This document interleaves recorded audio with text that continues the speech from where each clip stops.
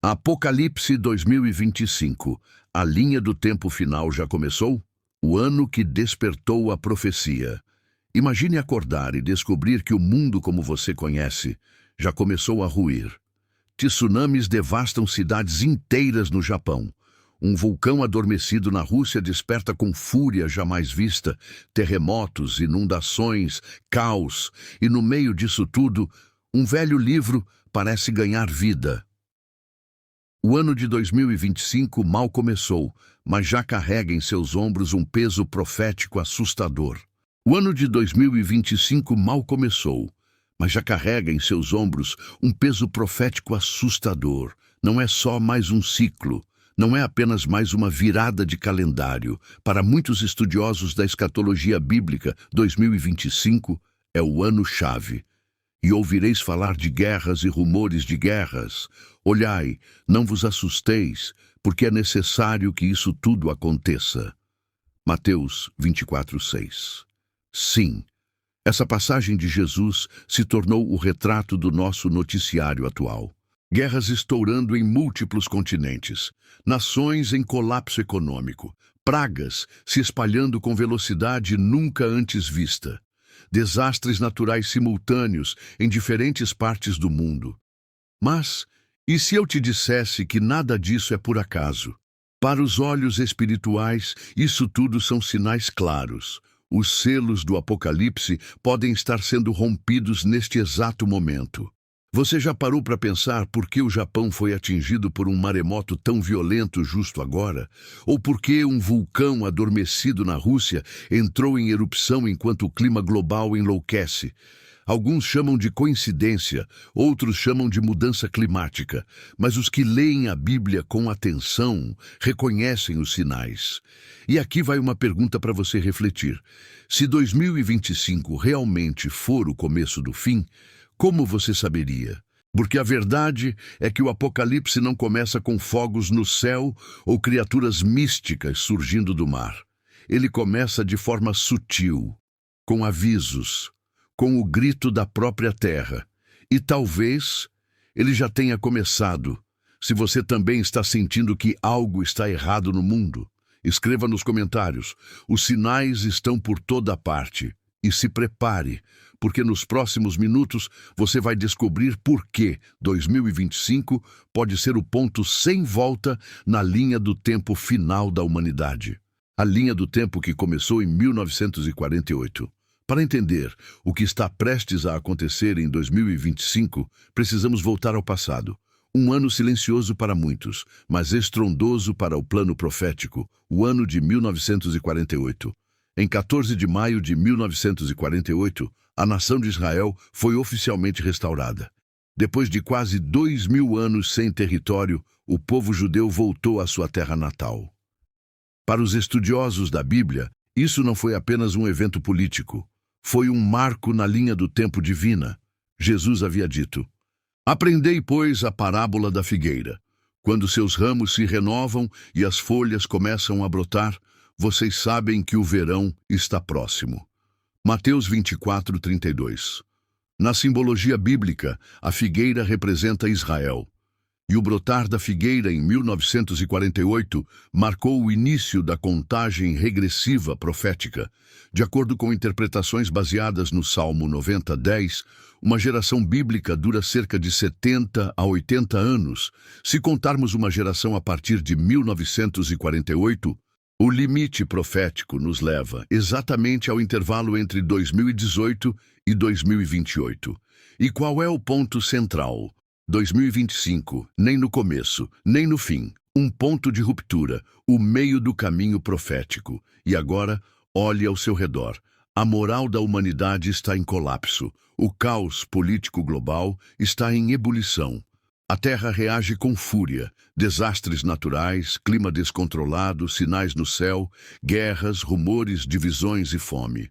É como se os selos de Apocalipse capítulo 6 estivessem se desenrolando um a um.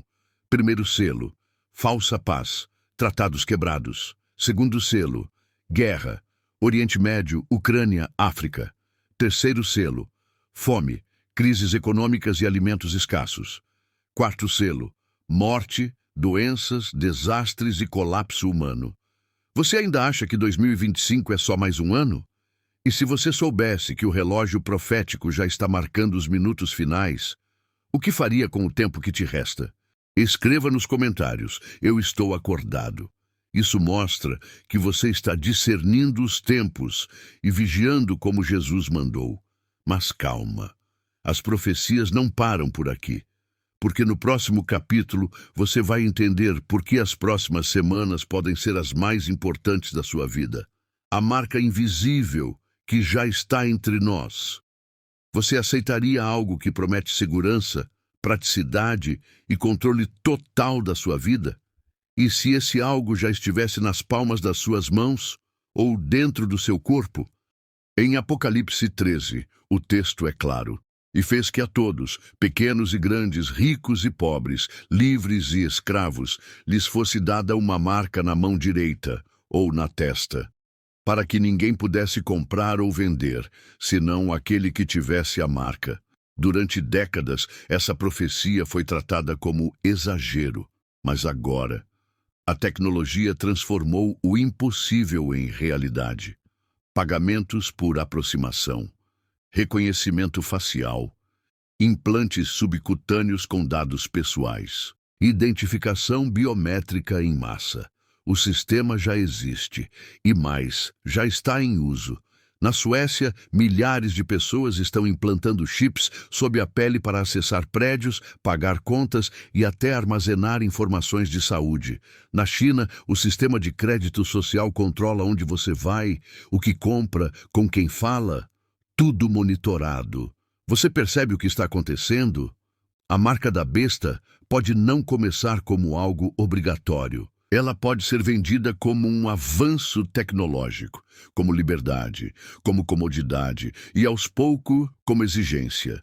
Imagine um mundo em crise, sem dinheiro físico, em meio a desastres e colapsos sociais. A população desesperada vai aceitar qualquer coisa que traga segurança. E aí, o cenário descrito em Apocalipse se instala. Ninguém poderá comprar ou vender. E mais preocupante, a marca pode não ser apenas física, ela pode ser espiritual.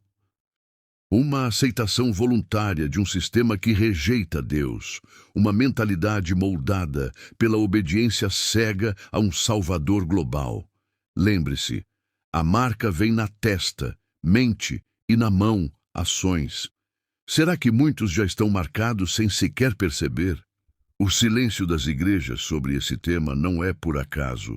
O mundo caminha para uma centralização total. Um só governo, uma só moeda, um só pensamento. E quem não se encaixar será excluído, perseguido, cancelado. Escreva nos comentários: eu não aceito a marca. Isso é mais do que uma frase. É uma declaração de resistência. Mostre ao mundo que você não se curva ao sistema. Chamada para ação e retenção do público. No próximo capítulo, vamos revelar o que muitos evitam dizer. O anticristo pode já estar entre nós.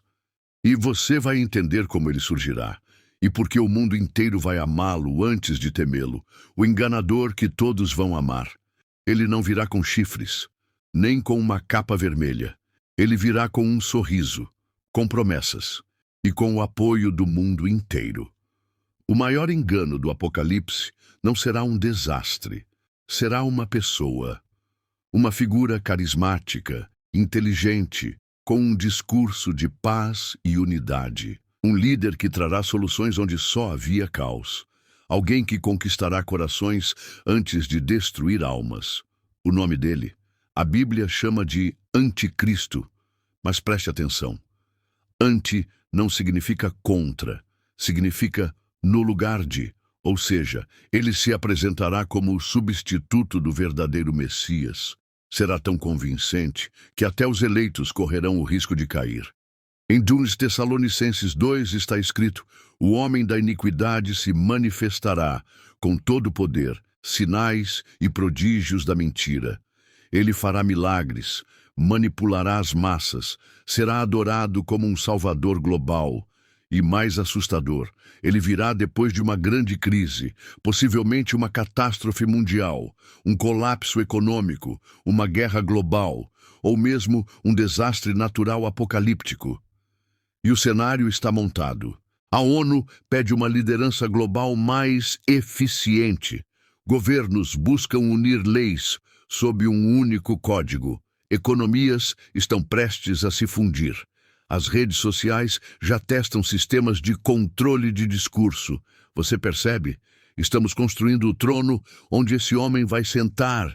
Ele pode já estar vivo, talvez já seja conhecido. Talvez um líder político, um bilionário influente ou alguém que ainda será revelado após um colapso planejado. E o mais perigoso de tudo, o mundo vai amá-lo. Artistas, pastores corrompidos, celebridades, governantes, todos dirão: ele é o escolhido. E quem resistir será perseguido. Se você sente que estamos sendo preparados para aceitar o anticristo, escreva nos comentários: eu sigo o Cordeiro, não o impostor. Isso não é só uma frase, é um posicionamento, uma marca espiritual. Mas antes do anticristo reinar, um evento sobrenatural pode acontecer a qualquer momento. O arrebatamento, milhões de pessoas desaparecendo em um piscar de olhos. E a pergunta que te faço é: você vai estar aqui ou vai subir? O dia em que milhões vão desaparecer, e se ao acordar amanhã você percebesse que milhões de pessoas sumiram, nenhum sinal, nenhuma explicação, só roupas no chão, carros desgovernados, aviões caindo e um vazio irreversível. O mundo acordará para um novo pesadelo. Não será um ataque alienígena, não será uma pandemia. Será o cumprimento de uma profecia esquecida por muitos. O arrebatamento da igreja. Em 1 Tessalonicenses 4, 16, 17 está escrito: o Senhor mesmo descerá dos céus com um brado, com voz de arcanjo, e os mortos em Cristo ressuscitarão primeiro. Depois nós, os que estivermos vivos, seremos arrebatados. Sim, haverá um dia, uma hora, um segundo, em que milhões de pessoas desaparecerão da face da terra. Pilotos sumirão no ar, motoristas desaparecerão em movimento, mães serão separadas de filhos, manchetes explodirão, pessoas somem sem deixar rastros. Fenômeno global intriga cientistas. Aliens, buraco dimensional, experimento secreto. O mundo tentará dar explicações lógicas, mas quem conhece a verdade vai entender. O noivo veio buscar a noiva. E o mais chocante: muitos religiosos vão ficar para trás, porque o arrebatamento não será sobre religião, mas sobre relacionamento com Deus. Haverá pastores no púlpito que não subirão, cantores gospel que continuarão cantando, mas para bancos vazios, gente que pregava, mas não vivia. O arrebatamento será o grande filtro final. E agora pense: e se tudo isso acontecer em 2025? Você está preparado? Ou será mais um entre os que vão correr desesperados, tentando entender por que ficaram? Escreva nos comentários: Senhor, não me deixe para trás. Essa frase é um clamor, um grito de vigilância. Mostre que você está buscando se preparar para o encontro com o Rei. Mas atenção, o arrebatamento é apenas o começo, porque depois disso virá a pior era da história da humanidade, a Grande Tribulação, onde os que ficaram enfrentarão horrores nunca antes vistos. A Grande Tribulação, 7 anos de pavor. O mundo pensou que o desaparecimento em massa era o fim, mas estava errado, era apenas o começo. O tempo da dor havia começado. Em Apocalipse 6 até 18, a Bíblia descreve um período de 7 anos, conhecido como a Grande Tribulação. Este será o tempo em que Deus permitirá que o mundo governe a si mesmo, sem a presença do Espírito Santo. Mas por trás dessa paz estará o controle total. Todos serão vigiados, todos serão registrados, todos deverão obedecer ao sistema, e quem resistir será rotulado como inimigo do progresso. A falsa religião surgirá, E uma figura chamada o falso profeta convencerá o mundo de que o anticristo é um deus. Televisões, redes sociais, igrejas corrompidas, tudo pregará uma nova verdade. Quem não se curvar será perseguido e eliminado. Segunda fase, a ira total. Na metade dos 7 anos, o anticristo revelará sua verdadeira face. Ele quebrará tratados, profanará locais sagrados, exigirá adoração exclusiva. E então, virá o derramamento dos juízos divinos. Águas se tornarão sangue. Calor abrasador matará multidões. Criaturas demoníacas atormentarão os homens por meses. Terremotos e meteoros destruirão continentes inteiros. Homens implorarão pela morte, mas ela fugirá deles. E mesmo diante disso tudo, a maioria ainda rejeitará Deus.